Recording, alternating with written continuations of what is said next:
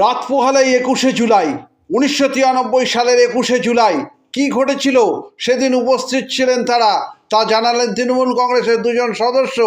আসুন তারা কি বলছেন শুনবো। চুঁচুড়া থেকে প্রবীর ঘোষালের রিপোর্ট।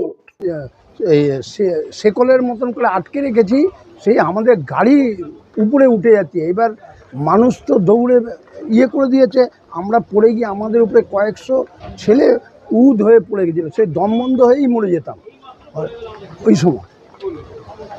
দেখেছিলেন যে আপনাদের পাশ দিয়ে যে গুলি চালাচ্ছে? হ্যাঁ, একদম সব দেখেছি। হ্যাঁ, বিভৎস।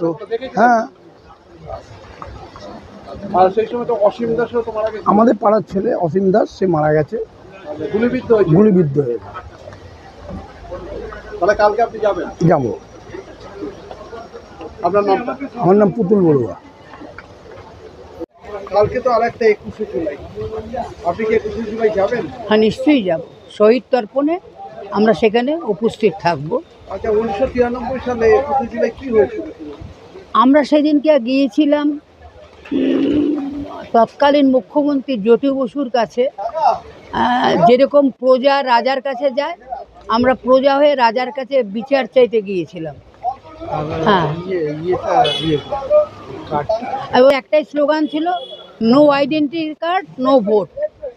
এই দাবি আমাদের সেদিন ছিল, এবং তার সঙ্গে ছিল ভয়াবহ বেকার সমস্যা, দারিদ্রতা এবং সিপিএমের পাশবিক অত্যাচার।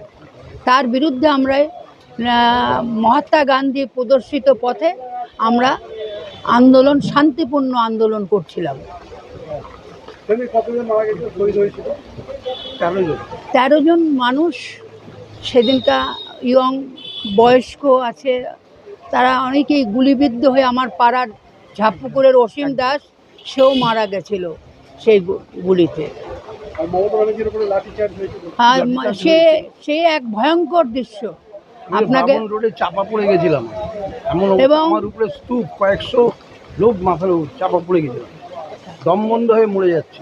এবং যে পুলিশের বিভৎসতা দেখেছি, স্বাধীনতার পরে এই ধরনের নারকীয় বর্বরতা হতে পারে, এটা আমার চিন্তাধারারও বাইরে। বর্তমানে তো মমতা ব্যানার্জির অবস্থা খুব খারাপ, তার দল প্রায় ভেঙে যেতে পেরেছে। এই অবস্থায় আপনি মমতার সাথে আছেন? আমরা সাধারণ মানুষ, কর্মীরা, আমরা কোন নেতাকে দেখে চলি না। আমরা আমাদের নেত্রী মমতা ব্যানার্জি, তাকে দেখেই চলি। তিনি আমাদের পথপ্রদর্শক, আমরা তার নির্দেশেই চলব।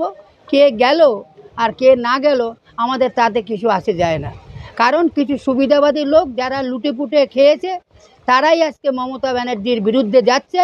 তার মধ্যে অনেকে নাম করেও বলে দিতে পারি, কিন্তু বলাটা শোভনীয় না, তাই বলছি না। কিন্তু এই ধরনের অসামাজিক লোকদের সভ্যতার পক্ষে আবর্জন, যারা গেছে মমতার বিরুদ্ধে করছে, তারা, আমি বলবো, সভ্যতার লজ্জা।